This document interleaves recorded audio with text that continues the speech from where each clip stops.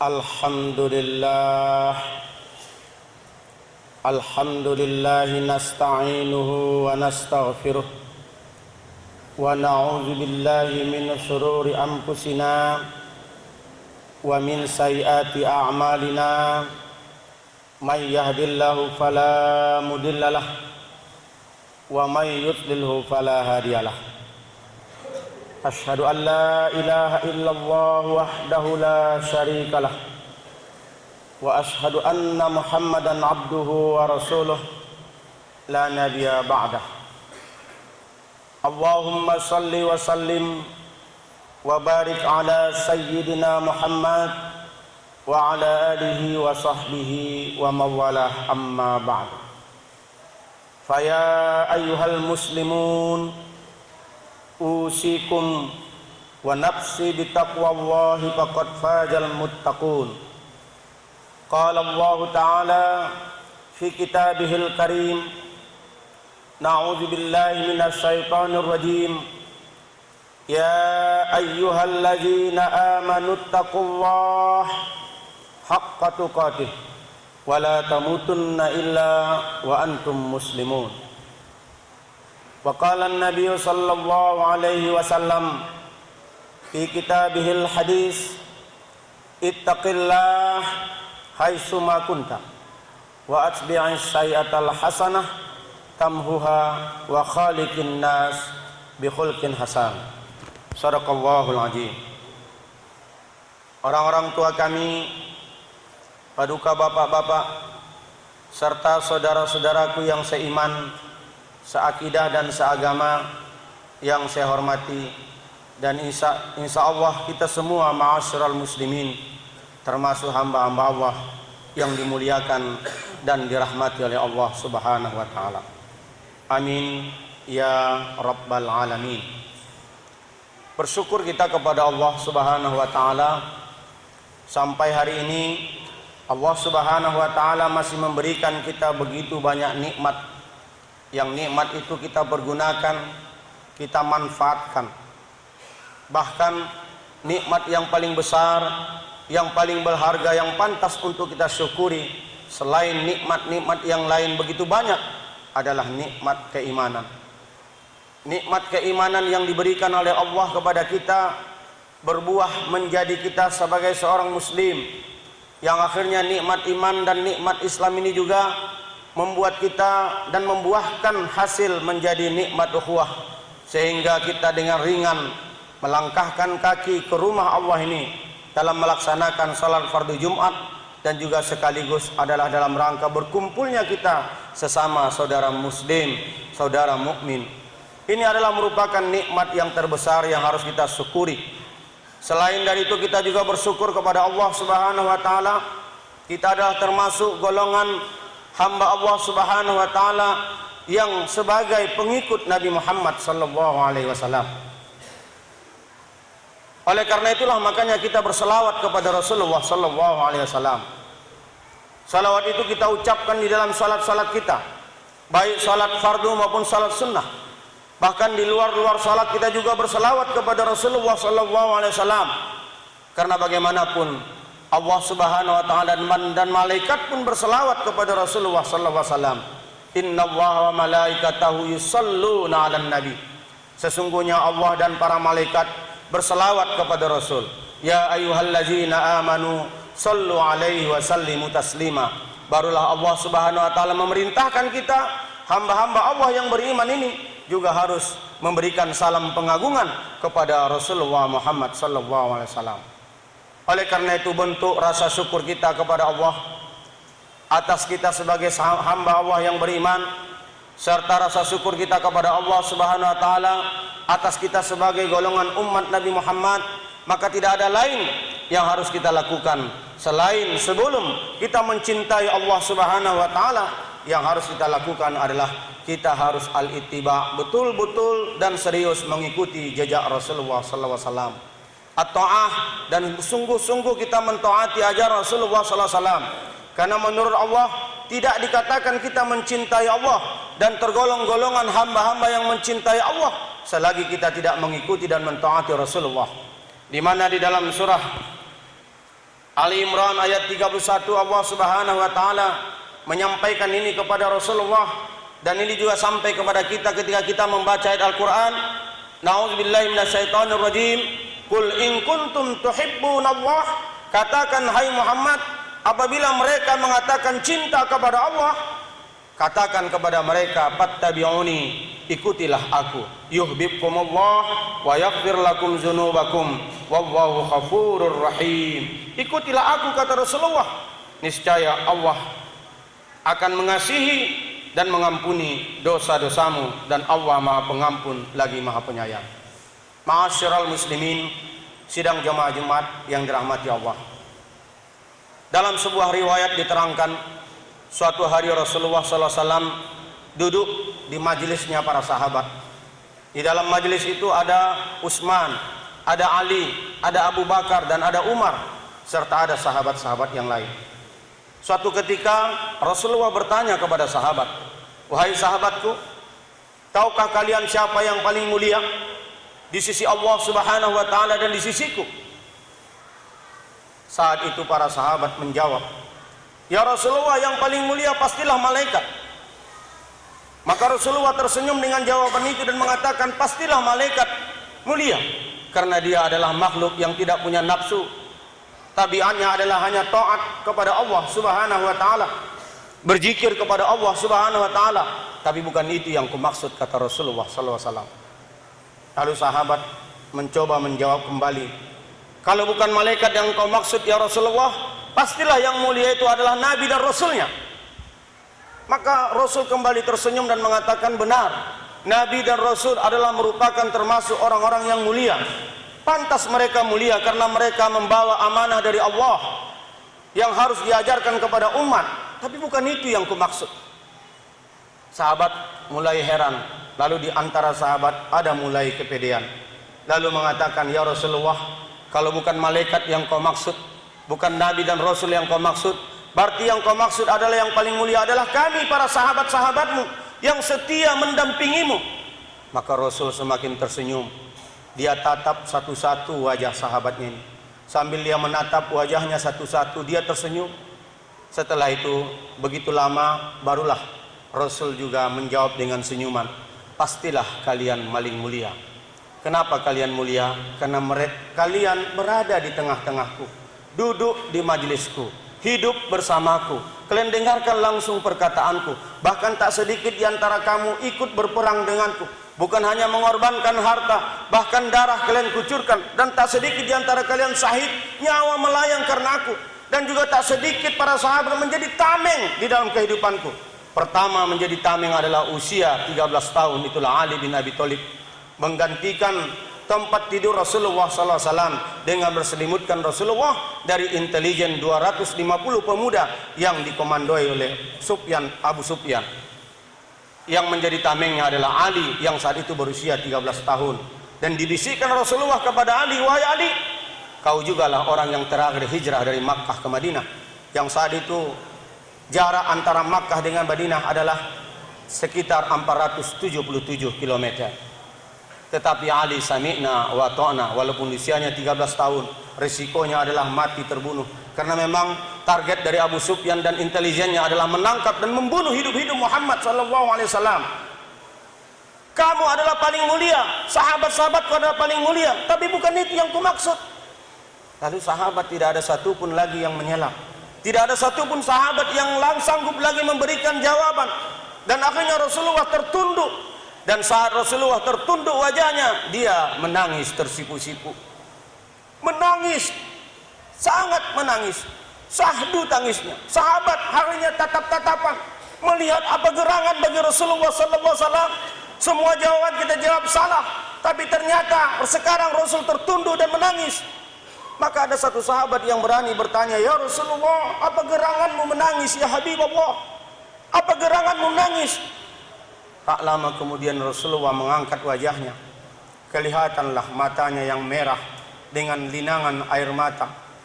Kelihatanlah pipinya yang cerah dengan penuh air mata. Lalu dengan syahdu dia menjawab, wahai sahabat-sahabatku, orang mulia yang kumaksud itu adalah umatku di akhir zaman. Mereka tidak duduk dengan aku sekarang. Mereka tidak mendengarkan perkataanku langsung. Mereka tak ikut berperang denganku. Mereka juga hanya mendengarkan hadis-hadis dari para ulama. Mereka tidak mengorbankan harta untuk aku, apalagi nyawa. Tapi mereka senantiasa berselawat kepadaku, senantiasa taat kepadaku, senantiasa membela sunnah-sunnahku. Bahkan mereka cinta menghidupkan sunnah-sunnahku. Apa yang kubuat seolah-olah ingin mereka buat semuanya. Inilah umat di akhir zaman. Mereka lebih mulia dibandingkan itu semua. Jemaah yang dirahmati Allah, bukan berarti Rasulullah menafikan kemuliaan sahabat. Sahabat pastilah mulia karena mereka bertemu dengan Rasulullah. Bahkan di akhir hayat Rasulullah SAW ketika sedang sakit, Rasulullah SAW, kita ketahui bersama jemaah yang dirahmati Allah, dalam posisi sakit, dalam posisi lemah badannya, dia memanggil Bilal, wahai Bilal, kumpulkan para sahabat di masjid. Dan akhirnya Rasulullah berkumpul di masjid dengan para sahabat atas panggilan Bilal. Dan akhirnya Rasulullah duduk di atas mimbar dalam posisi jasad yang lemah. Lalu dia mengatakan, wahai sahabat-sahabatku, apabila aku sudah sakit, ini pertanda sakratul maut. Aku akan mengakhiri kehidupanku. Dan aku tidak mau mengakhiri kehidupan dengan meninggalkan beberapa hutang kepada kalian. Kalau ada hutang-hutangku kepada kalian hari ini, aku harus tuntaskan dan aku harus lunaskan. Maka berdirilah seorang mantan preman tapi sudah mukmin. Itulah Ukasah. Dia mengatakan, wahai Rasulullah. Apa itu Ukasah? Sewaktu perang Uhud, engkau naik ke kudamu, lalu engkau libaskan cambuk dan cemetimu ke belakang kudamu. Tapi aku berada di belakang kudamu, maka cambukmu itu berada dan mengenai dadaku. Kalau itu kau anggap hutang, maka harus kau bayar. Tapi kalau itu tak kau anggap hutang, aku rela. Lalu Rasulullah dengan tersenyum mengatakan, Ukasah, kalau itu benar terjadi, itu adalah hutang dan engkau harus membalas. Maka Rasulullah mengatakan kepada Bilal, Bilal, jemputkan cambuk itu ke rumah Fatimah. Sahabat-sahabat yang lain sudah heran. Bahkan tak sedikit para sahabat geram melihat Ukasah. Kenapalah hal yang begini saja tidak bisa dimaafkan. Sampai ke rumah Fatimah, ternyata Fatimah mengatakan, untuk apa cambuk ini Bilal? Untuk memukul Rasulullah oleh Ukasah. Apakah paman Ukasah tidak sadar Rasulullah ayahanda saya itu dalam keadaan sakit? Wahai Fatimah, ini urusan Rasulullah dengan Ukasah. Sampailah cambuk itu di tangan Ukasah, jemaah yang dirahmati Allah. Dan akhirnya dipegang Ukasah dan dia berdiri melangkahkan kakinya menghadap Rasulullah, dihadang oleh Abu Bakar. Wahai Abu Bakar, akulah orang yang pertama mengimani ajaran Rasulullah. Aku bukan hanya sebagai sahabatnya, tapi sejak dari kecil sampai remaja, aku adalah berteman baik dengan Muhammad. Kalau memang kau ingin membalas kepada Rasulullah, balaslah kepada aku. Rasul mengatakan, wahai Abu Bakar, ini urusanku dengan Ukasah. Begitulah selanjutnya Umar pun melarang. Kata Umar, Ukasah, biar kau tahu sebelum aku belum masuk Islam, aku paling benci mendengar nama Muhammad. Bahkan aku membuat sayembara, siapa yang bisa menangkap dan membunuh Muhammad, akan aku beri hadiah. Tapi setelah aku sekarang menjadi sahabatnya, tidak ada boleh satupun mengganggu dan mengusik Rasulullah. Siapa yang ingin mengganggu, ganggulah aku. Umar, ini urusanku dengan Ukasah. Begitu jugalah Ali, begitu jugalah cucunya Hasan dan Hussein merangkak-rangkak menyembah kepada Ukasah. Paman Ukasah, itu atau kami sedang sakit. Dia adalah cucu kami, adalah cucu kesayangannya. Pukullah kami. Kalau engkau pukul kami, wahai paman Ukasah, sama sudah memukul Rasulullah. Cucuku, tenang. Ini urusan kakek dengan paman Ukasah. Sampailah akhirnya Ukasah di hadapan Rasulullah. Itu pun Ukasah masih protes, ya Rasulullah, bagaimana mungkin aku bisa memukulmu sementara kau di atas mimbar, aku di bawah. Akhirnya Rasulullah, manusia terbaik, turun dipapah oleh Abu Bakar dan cucunya, didudukkan di bawah di atas tempat duduk. Dan Ukasah masih protes, ya Rasulullah, sewaktu aku kau kenai cambuk itu, posisiku tidak berbaju ya Rasulullah. Dan akhirnya Rasulullah membuka bajunya. Dan saat Rasulullah membuka bajunya, sahabat sudah geram dengan Ukasah. Tetapi ternyata Ukasah, jemaah yang dirahmati Allah, gemetar tangannya. Lalu cambuk ini dia buang erat-erat. Dia hamburkan dirinya kepada Rasulullah. Dia peluk Rasulullah sambil menangis. Dia ciumi tubuh Rasulullah. Dia mengatakan, maafkan aku ya Rasulullah. Sebenarnya kejadian itu tidak ada. Karena aku sangat rindu, cinta, ingin menyentuh tubuh dan memeluk tubuhmu ya Rasulullah. Karena aku tahu tubuhmu takkan dijilat api neraka. Dan aku tahu siapa yang bersentuhan tubuhnya dengan tubuh Rasulullah juga tak dijilat api neraka. Jemaah yang dirahmati Allah, itulah barangkali bagaimana cintanya sahabat kepada Rasulullah. Tapi ternyata Rasul masih mengatakan kepada kita jemaah, kita tidak bertemu dengan dia, tidak melakukan sandiwara, ingin berjabatan tangan, apalagi memeluk tubuh Rasulullah. Kita tidak berhalaqah, tidak duduk di majelis-majelis zikir dan majelis-majelis ilmunya Rasulullah. Kita tak ikut berperang bersama Rasulullah. Kita tidak ikut hijrah bersama Rasulullah. Tapi adalah kita semua di masjid ini, termasuk adalah umat yang mencintai Rasulullah, membela Rasulullah, bukan membanding-bandingkan Rasulullah dengan makhluk-makhluk lain, tidak menghina dia, tidak menyepelekan dia. Karena sepahatnya yang akan kita harapkan nanti di yaumil akhirat. Maka jemaah yang dirahmati Allah, cintai Rasulullah. Cintailah Rasulullah sallallahu alaihi wasallam dengan mengutamakan mencintai umatnya dan mencintai golongannya. Siapa umat dan golongan Rasulullah? Itulah umat Islam. Bantu dulu umat Islam, jangan dulu bantu umat-umat yang lain. Benar Rasulullah sallallahu alaihi wasallam pernah berdiri lewat jenazah dari orang kaum Yahudi. Rasul berdiri menghormati. Inilah bentuk toleransi Rasulullah. Tapi Rasulullah tidak mengikuti tata cara ibadah para agama Yahudi dalam memakamkan mayat. Benar Rasulullah berdiri ketika ada jenazah orang kafir lewat. Itu tandanya dia menghormati sesama manusia. Jemaah yang dirahmati oleh Allah, mudah-mudahan dengan sentuhan khutbah ini menjadi nasihat buat sang khatib dan nasihat kepada kita semua agar kita senantiasa lebih mengutamakan sunnah Rasulullah sallallahu alaihi wasallam yang menjadi budaya ketimbang budaya-budaya yang bertentangan dengan sunnah Rasulullah sallallahu alaihi wasallam. Barakallahu li wa lakum fil Qur'anil Karim wa nafa'ani wa iyyakum bima fihi minal ayati wa dzikril hakim. Aquli qawli hadza fastaghfiruh innahu huwal ghafurur rahim.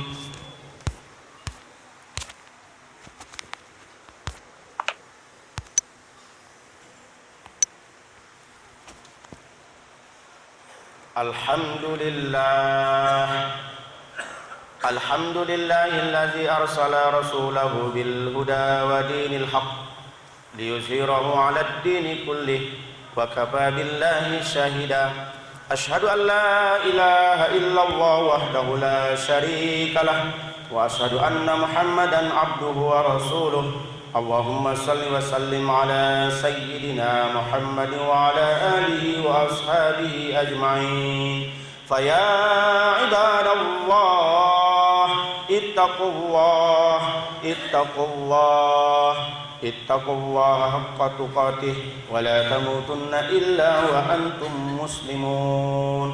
Faqala Allah ta'ala fi kitabihil azim, inna Allah wa malaikatahu yusalluna 'alan nabi ya ayyuhalladzina amanu sallu 'alaihi wa sallimu taslima. Allahumma salli wa sallim ala sayyidina Muhammad wa ala alihi wa ashabihi ajma'in wattabi'in wa tabi'it tabi'in wa man tabi'ahum bi ihsanin ila yaumiddin. وعلينا معهم برحمتك يا أرحم الراحمين. اللهم اغفر للمسلمين والمسلمات والمؤمنين والمؤمنات الأحياء منهم والأموات إنك سميع قريب مجيب الدعوات يا قاضي الحاجات. اللهم ربنا افتح بيننا وبين قومنا بالحق وأنت خير الفاتحين. اللهم أصلح لنا ديننا الذي هو عصمة أمرنا وأصلح لنا دنيانا التي فيها معاصنا وأصلح لنا آخرتنا التي فيها معادنا واجعل الحياة زيادة لنا في كل خير واجعل الموت راحة لنا من كل شر. ربنا آتنا في الدنيا حسنة وفي الآخرة حسنة وقنا عذاب النار. عباد الله Innallaha ya'muru bil 'adli wal ihsan wa ita'i dzil qurba wa yanha 'anil fahsya'i wal munkari wal baghi ya'idukum la'allakum tadhakkarun. Fadhkurullaha yadhkurkum wad'u yastajib lakum wa la dzikrullahi akbar. Aqimus shalah.